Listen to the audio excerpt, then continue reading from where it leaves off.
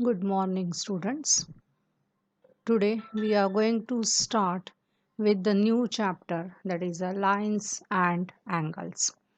Today we are going to just recollect what you have studied in the previous class.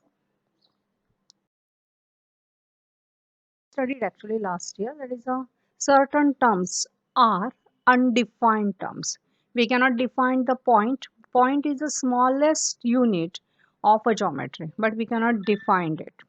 Now we are going to prove that is the definitions collinear and non-collinear points. Now first collinear, the word itself says it should have on the same line, or we can say that a single line when passes through three or more than three given points, these points are called as a collinear points. And when the points are not collinear, naturally, they are called as non-collinear points. Now we have studied that whenever a line is drawn, again line is an undefined term. A line consists of infinite points. Two distinct points are given, then it defines only one line, or we can say that it defines one and only one line. A line segment is a part of a line with the two endpoints, while ray is also the part of a line with one endpoint and is read as AB if A is a starting point. For line segment, as it is two endpoints, if we'll consider A and B, then AB or BA is the same. But ray AB, it indicates that it is started from A. And if I'll say that BA, it means it is started from B and going towards A. So ray AB and ray BA are not the same. Now what is the angle? You already studied angles, different types of angles also. When two rays have same initial point and are in the different direction, what the diagram they form is called as an angle. Here we have taken the AC is a one ray, AB is another ray. They have the same common point A and are in the different direction. So it forms a angle.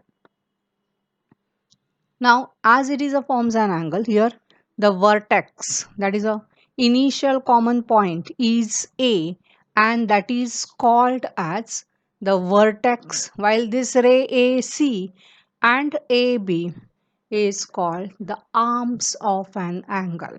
So always remember, this is a vertex and these are called as the arms of the angle. Can be read by the different way. I can read just angle A, that is just by the name vertex, or I can read by the 3, that is angle BAC, or we can read it as a CAB. We have to either we can use the three letters or we can use a single letter A. Especially whenever there are another ray if I draw here, then I will get a two different angles A. And in that case, we are not reading by the single name. We use the three letters to define the angle. We measure the angle in degree and with the protectors. We know that is when the measure is a 90 degree, it is called as a right angle. When it is a less than 90, then it is called as a acute angle. When the measure of an angle is more than 90 but less than 180, it is called as a obtuse angle. And whenever the measure is of 180 degree exactly, it is called as a straight angle. When the measure of an angle is more than 180, then it is called as a reflex angle. This is you have not studied till. We are going to study about the reflex angles this year in detail. Now the next type, angles. It is adjacent angles, so it requires a two angles.